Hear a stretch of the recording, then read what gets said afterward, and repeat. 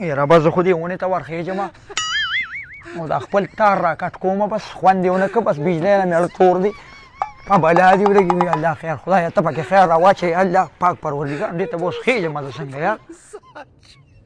یا لکه قیصریه دا څه کې یاره روکې څه کومه دا خپل تار را کټ کومه بجلي خو هسې هم نشته ځان له به په کباړ کې خرڅ کړم د 20 روپۍ خو به رالو کې که نه د ماشومانو خو به پې چپس میپس وشي زه خو بس هسې هم نور دا سیال دی وروره تار مرا کټ کوه د خدای مسلمانه راځه د ناظم صاحب په ځای کې جلسه ده هغه سره به د بجلۍ خبرې وکړو چې دا بجلي موږ ته ټیک کا راځه دا خو زما ډېره خوښه ده د خدای مسلمانه چې ناظم صاحب راله بجلي ټیک کوي په ایمان چې 100 لوټه مې دې 100 واڼه ورکوم زه خو زمیندار سړی یم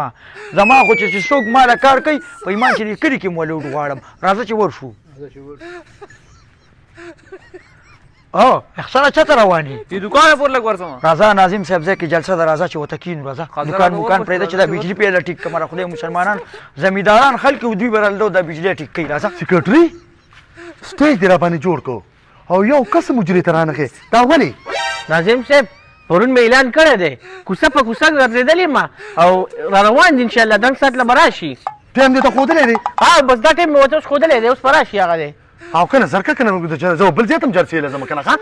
او کنه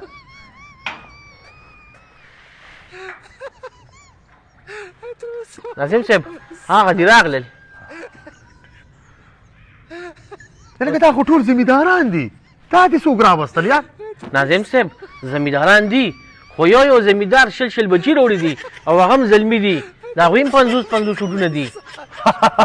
بیا خو ما وکتلله سیکرټري د کمال سره د کمال ناظم صاحب السلام علیکم وعلیکم سلام راړه راکړه مړه جوړ تکړه خوشحاله ښې السلام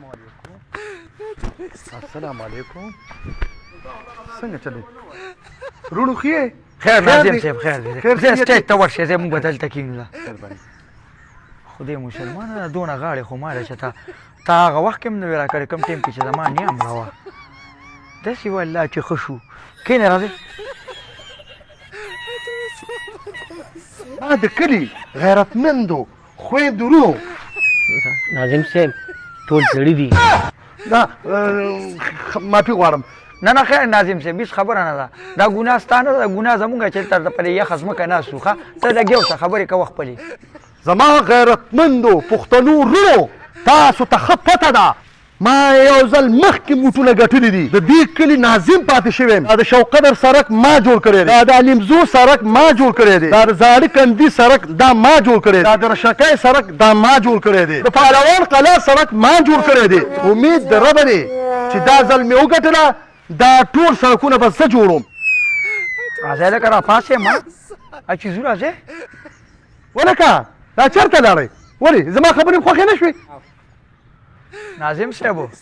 دا تو ټونو ته ولاړې که ته روډ ماسټر یې ته روډونه سازې د خدای مسلمانه مونږ په روډونو باندې څه کوو مونږ سره خو ګاډي نشته دغه یوه لاس ګاډۍ را سره ده سوټې پکې دغه ډیران ته وړو په پولو باندې او پولې جوړې دي هغه مونږ ته مه جوړوه راځئ